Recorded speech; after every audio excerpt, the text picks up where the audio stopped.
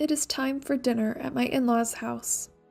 My sister-in-law, who had been away for some time, had finally returned home and joined us at the table that night. The food was set out in front of us, and I watched as my mother-in-law, father-in-law, and sister-in-law picked up their utensils and enjoyed the meal. Then, my sister stopped and stared at me.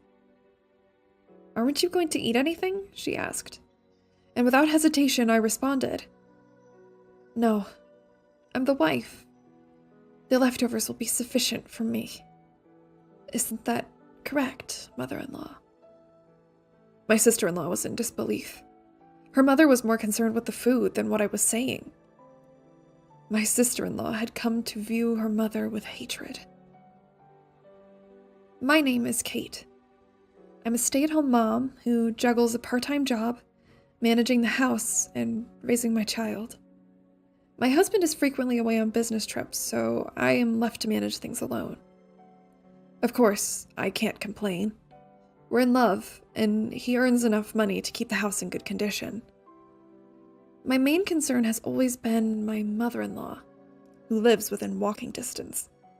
She often calls me over insignificant things. "The laundry's piled up, so come and wash it for me," she'd say. "In the garden, grass has sprouted. In front of the station, there's a new cake shop." She constantly requests that I run errands for her. It's only natural to need help at times. I could forgive her if she did these things once in a while, but it has become multiple times in a day. Honestly, it's been nothing more than a nuisance.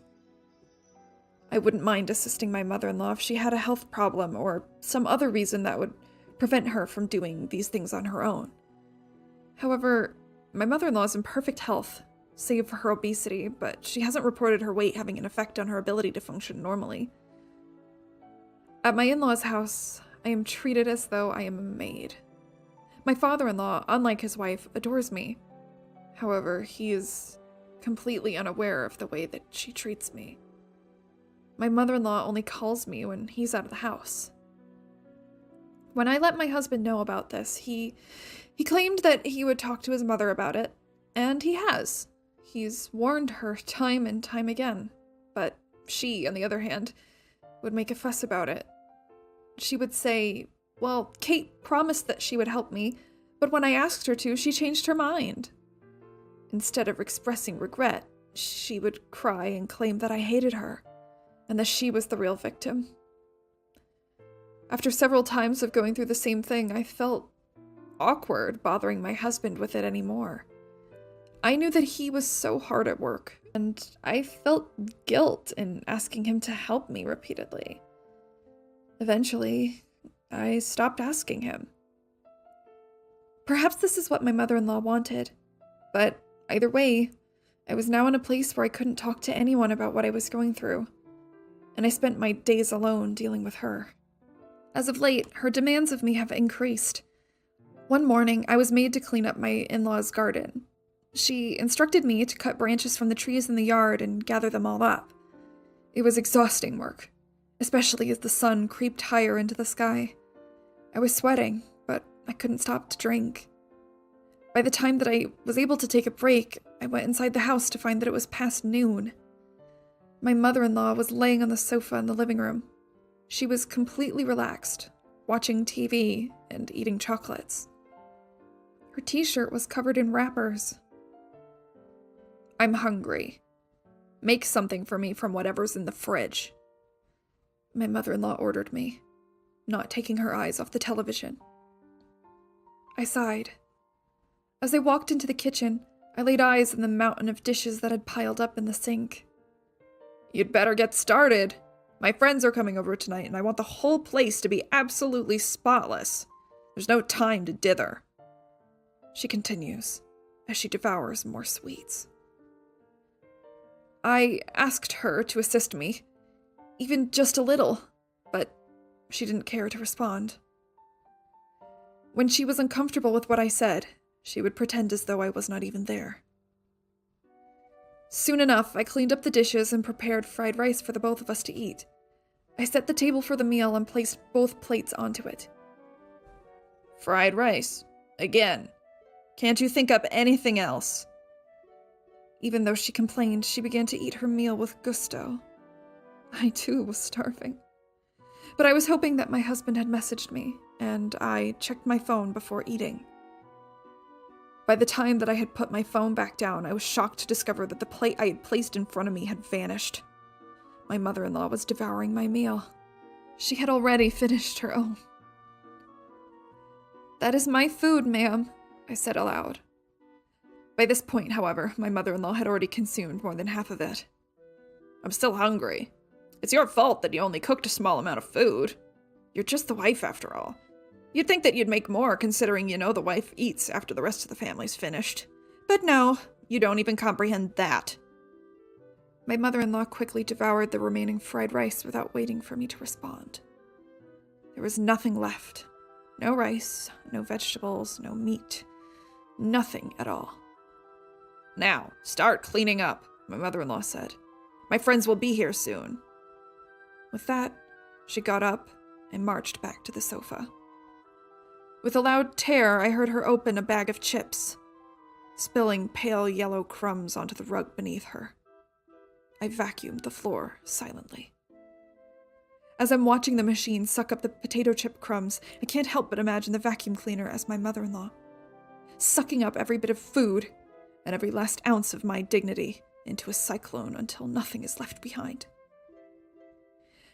I tried my best to relieve my hunger with water as I cleaned up as I'd been asked. But the thought was clear in my mind. I swore to myself that I would never help my mother-in-law again. No matter how much she would beg and plead, I would never assist her again. If she wanted a maid who she could tell what to do, to the point of commanding her not to eat, she could try and pay for one. As for me, I couldn't do it any longer. I would not return to help her. Or so I thought. Things changed dramatically soon after that day. My father-in-law had passed out at work, and in order for him to recover, he needed nursing care. Unlike his wife, my father-in-law had always been a thoughtful and caring man. From the time I was introduced to him all those years ago until now, he'd always been kind to me. "I had assumed that you were going to provide us with a grandson. I was foolish to think that you would give us an heir. Absolutely foolish." When I was pregnant with my first child, my mother-in-law would say these things to me. But my father-in-law would chastise her. He silenced her when she complained about our living situation while we were building our own home. He was always concerned about how I was doing, and always offered his skills and advice to us when we needed it. When I learned that my father-in-law had fallen ill, I knew I had to act. I put on my coat, and I was determined to offer the same care in return. But the phone rang. It was my mother-in-law. "You wicked wife! When were you going to show up and help me care for my husband? Don't you care at all? How ungrateful!" I tried to tell her that I was on my way there, and that I was going to go even if she hadn't asked me. I could hear her start to continue her yelling, but I hung up the phone. I was already worried enough about what my future would look like. If taking care of my father-in-law meant bearing this burden a bit longer, I would do it, I thought. I went to my in-law's house to assist with his care. As expected, my mother-in-law didn't seem to take his care very seriously. After his flare-up at work, my father-in-law had become partially paralyzed on his right side. He's maintained some of his autonomy and can use the bathroom on his own, but he required assistance with meals and bathing. Since this meant he needed care throughout the day, I would drop my child off at daycare and go straight to my in-law's house. I make breakfast for my father-in-law, wash his sheets and bedclothes as needed, and so on. I then tidy the house and prepare lunch. It was difficult work, but knowing that it was for my father-in-law, it became much easier. Even still, my mother-in-law would not resist.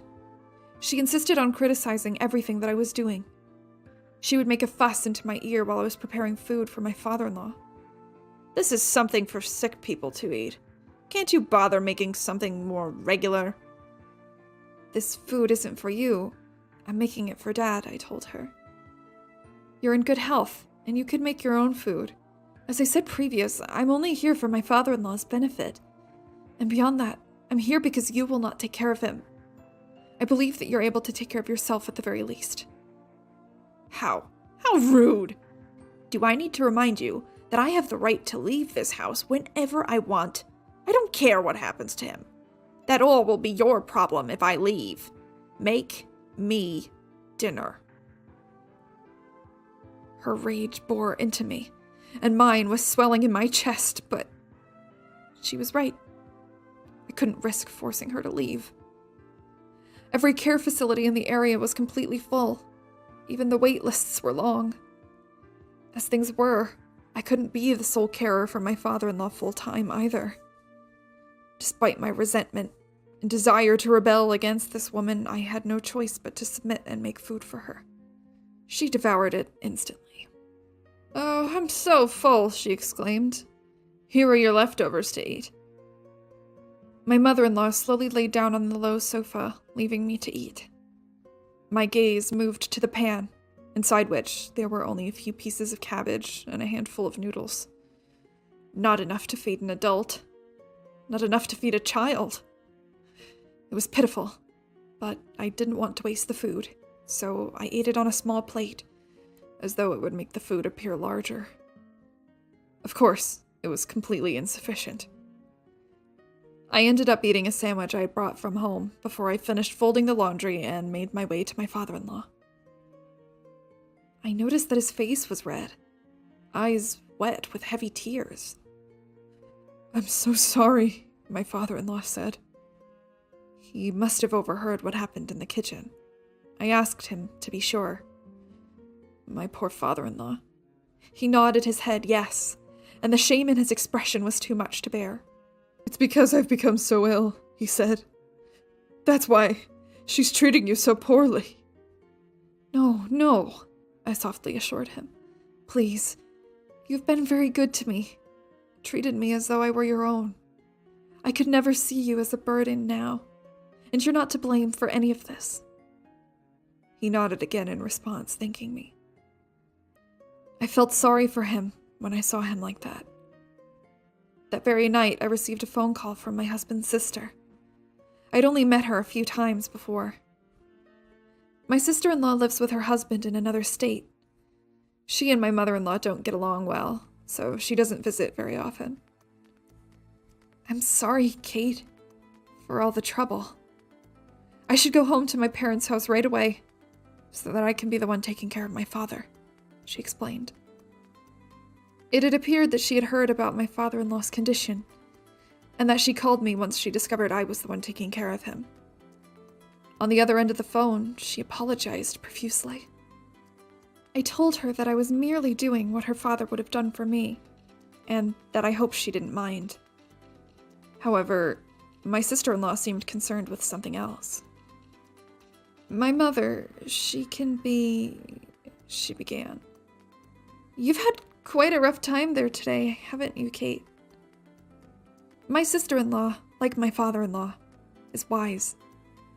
She likely knows that my relationship with my mother-in-law has been strained since I've been spending more time taking care of him. I really do appreciate her concern, though it makes me wonder.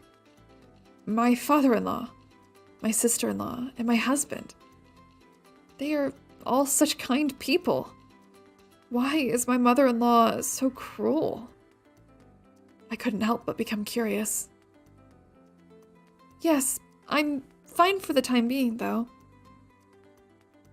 I let the conversation drift, but my sister-in-law seemed to sense the pain in my voice.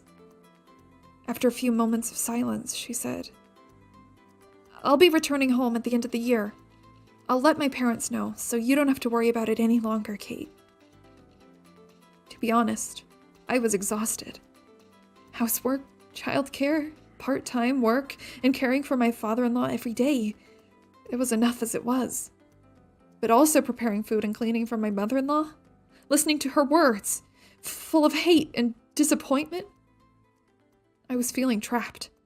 If something hadn't happened soon, I would have broken completely, so my sister-in-law's words were very reassuring to me. Until then, though, My mother-in-law remained the same. No, in fact, she was getting worse. As the end of the year approached, she would tell me to clean the kitchen, exhaust fan, wash the screen door, and complete other bothersome tasks. She never took into consideration that I had my own house to tend to as well. It was like my life outside of her didn't exist. I wouldn't have time to prepare a dinner for us all on New Year's Eve with my cramped schedule, so I spoke with my husband and we decided to order it online. What a waste of money, I thought. If you're going to be someone's wife, you ought to know how to at least make food. What are you good for? Of course, my mother-in-law was not pleased. You're a wife too, I wanted to scream at her. But I couldn't. I didn't want my father-in-law to overhear us arguing. I didn't want him to think that this was all his fault. I managed to calm her down by promising to prepare the New Year's Eve meal myself. My sister-in-law arrived at the house on New Year's Eve. She was alone. Oh, it's your first time home in years, and still you have nothing to show for it. You're all alone now. Whatever happened to that pathetic husband of yours? Did he divorce you for taking his place as man of the house? My mother-in-law hurls insults at her daughter without even saying hello. But when I saw my sister-in-law, I felt that familiar presence. It was as though I was looking at my own reflection as I saw her calmly respond. I couldn't bring my beloved husband here with me. I couldn't bear you being as cruel to him as I knew you would be. Anyways, I came home to see my father, not you. After saying this, my sister-in-law quickly departed into my father-in-law's room. At this rate, the New Year's dinner was not going to go very well. I had made a few dishes, but by dinner time, those dishes were more lively and pleasant than the people present to eat them. The only sound that I could hear in the quiet living room was a pot simmering softly. I served my father-in-law some food. My mother-in-law began to greedily eat the boiled meat on her plate as if on cue. My sister-in-law only looked on coldly. My husband had been attending his company's end-of-the-year party, and he wasn't with us on that night. Had he been there, the atmosphere might have become tolerable or even upbeat. He always brought that to every room he entered. I was wishing for this as I hopelessly assisted my father-in-law the best that I could. "Kate, why aren't you eating?" My sister-in-law turned to me. I was seated at the table, yes, but only for my father-in-law. There were no plates or utensils available for me. She must have been perplexed, but this had been my life for some time now. I smiled through my pain and told her, "Don't worry, I am the wife after all. A wife must be content to have the leftovers once the family's finished." My mother-in-law nods to my sorrowful words. My stomach aches. "Right you are," she said, her words muffled by the food that she was actively eating. She was preoccupied with the meat and was thoroughly uninterested in conversing with us. I was curious how she could act like this and still have no shame.